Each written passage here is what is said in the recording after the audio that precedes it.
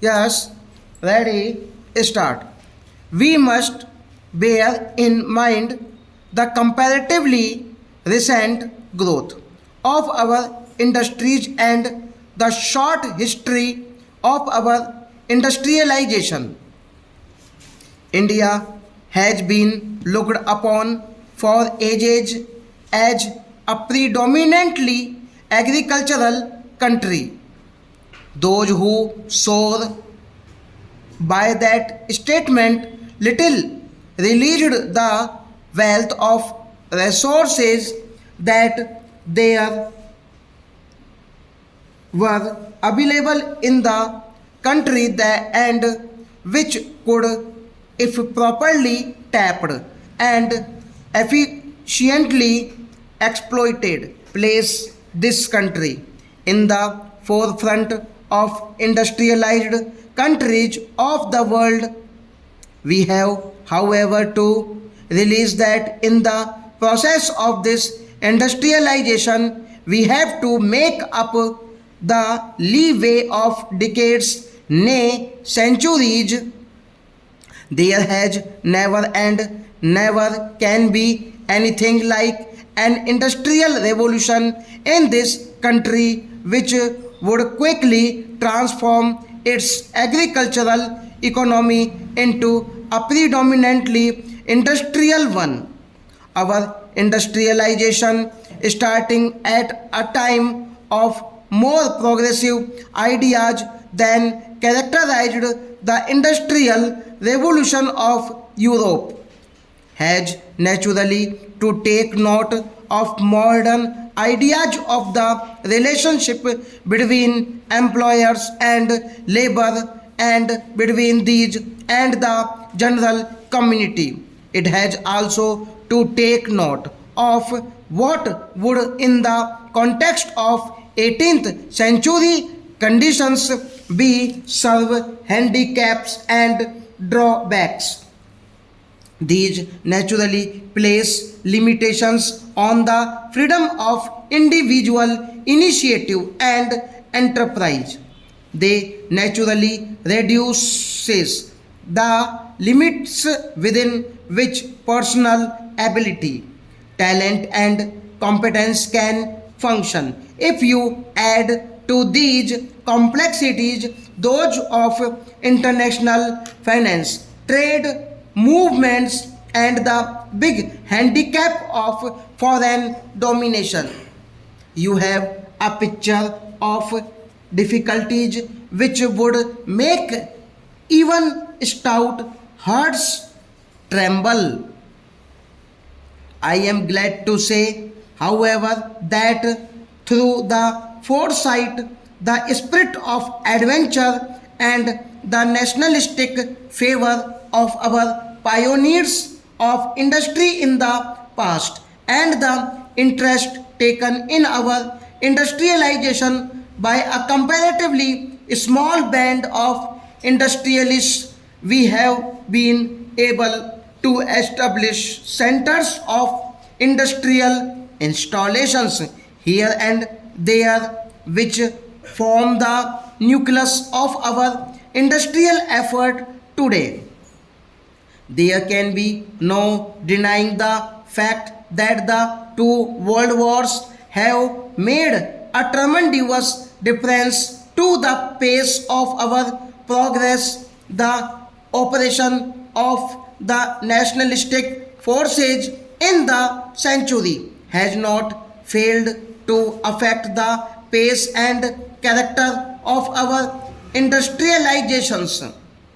Nevertheless, I feel that those who try to find fault with our present industrial structure or the policies which generally govern our conduct in the industrial field will do well to remember that there is another side of the story without which our appreciation of the situation cannot be complete.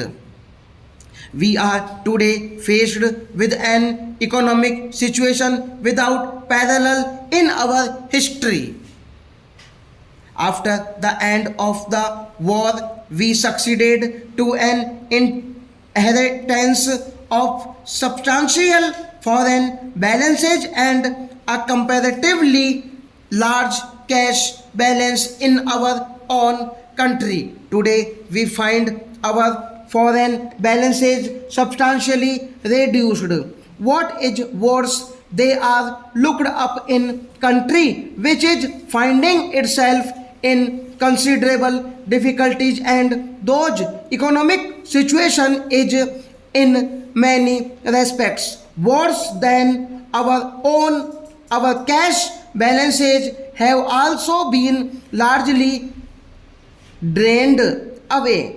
The tide of post war inflation is still breaking on our shores. In foreign trade, our imports have been outbalancing our exports, with the result that the currencies which matter to us for our industrial effort are in short supply. Inside the country, spiral of prices has been rising.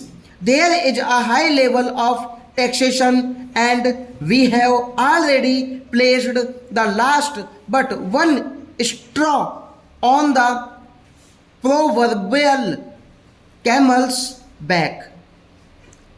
Other countries adopted the role of welfare states when they were substantially more advanced in their industrial.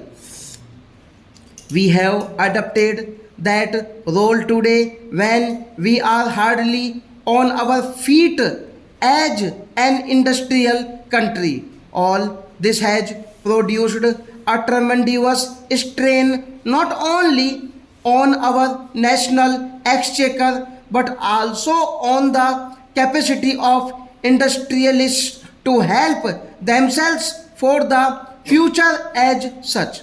If we look at the causes which have brought about the present situation, the remedies become obvious. It is quite clear that we cannot go on maintaining such a high level of prices. Prices must therefore come down with our incomes shrinking and the prospect of further shrinkage. Unless we stage a quick recovery, we must cut down our expenditure. In order to balance our budget, we must build up our resources in those foreign currencies which we are so sorely need for our industrial effort. For this, we cannot cut down those imports which are for our immediate purposes unessential, and in this I shall include food imports because I am convinced that with honest, coordinated, and concentrated effort, we can make up whatever deficiency in food production there exists today. We must create a sense of confidence both in the investor and in those on whom will fall the great national duty of utilizing investments. It is only then that we can successfully implement our efforts to stimulate investments and to ensure that every pie that is saved is utilized in a national endeavor to stage a recovery from a severe economic malaise. Above all this, however, we must up our strength not on the basis of temporary support or artificial reductions in prices or stimulation of investment stock.